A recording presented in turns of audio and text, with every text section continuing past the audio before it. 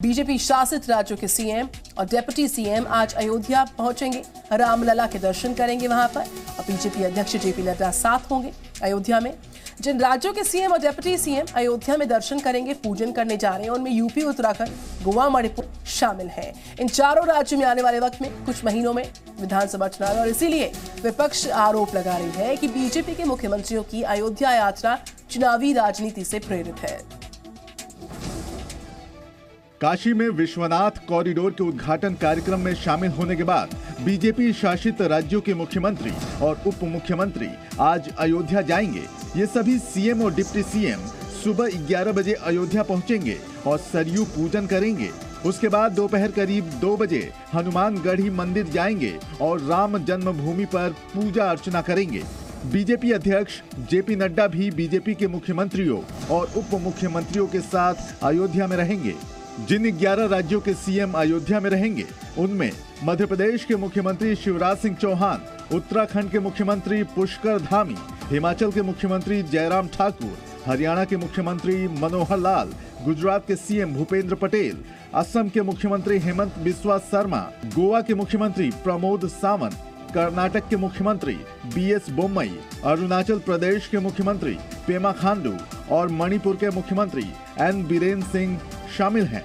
इनके अलावा यूपी, बिहार, गोवा, नागालैंड, त्रिपुरा और अरुणाचल प्रदेश के डिप्टी सीएम भी अयोध्या में रामलला के दर्शन करेंगे। मुंबई की महापौर के भी अयोध्या आने का कार्यक्रम है। अगले कुछ महीनों में 5 राज्यों में विधानसभा चुनाव होने वाले हैं, इसलिए बीजेपी के मुख्यमंत्रियों की अयोध्या यात्रा को विपक्षी दल चुनावी राजनीति से जोड़कर देख रहे हैं। समाजवादी पार्टी के अध्यक्ष अखिलेश यादव ने बीजेपी शासित राज्यों के मुख्यमंत्रियों और उप मुख्यमंत्रियों के अयोध्या आने पर सवाल उठाए हैं। जैसे ही चुनाव आता है, भारतीय जनता पार्टी धर्म का चश्मा लगा लेती है। उत्तर प्रदेश की जनता योगी सरकार नहीं चाहती। उत्तर प्रदेश की जनता एक योगी सरकार चाहती है, जिससे कि आने वाली पीढ़ी का भाग्य बन सके। बीजेपी कहती है कि उसने अयोध्या में रामलला का मंदिर बनाने के अपने वादे को पूरा किया है, जबकि विपक्ष का आरोप है कि बीजेपी राम के नाम पर राजनीति करती रही है। श्री राम का नाम और विकास का काम, इन दोनों को आधार बनाकर बीजेपी आने वाले विधानसभा चुनाव में उतरने की तैयारी कर रही है।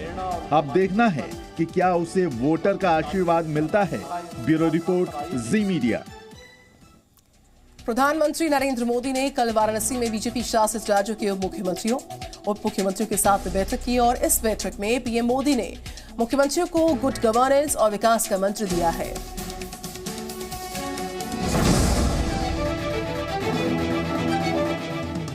प्रधानमंत्री नरेंद्र मोदी ने कल वाराणसी में बीजेपी शासित राज्यों के मुख्यमंत्रियों और उप मुख्यमंत्रियों के साथ बैठक की।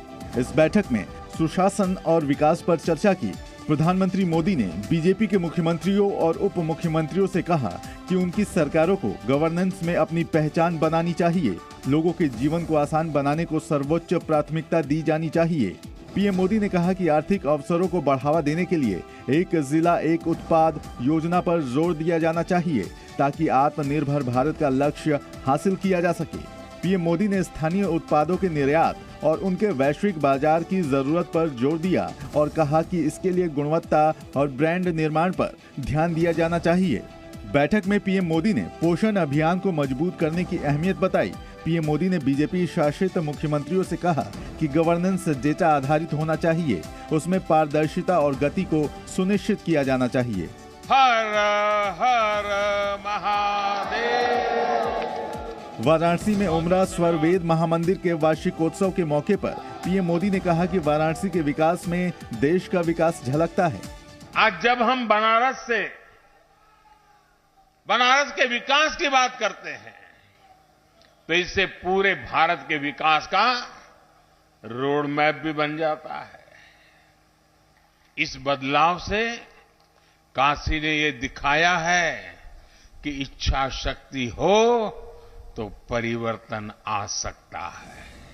पीएम मोदी ने एक बार फिर मिनिमम गवर्नमेंट मैक्सिमम गवर्नेंस का मंत्र दिया और राज्यों से कहा कि पुराने और बेकार हो चुके कानूनों को खत्म किया जाए। Bureau report, ji media. Presenting B News app, available on Google Play and App Store. Download it now.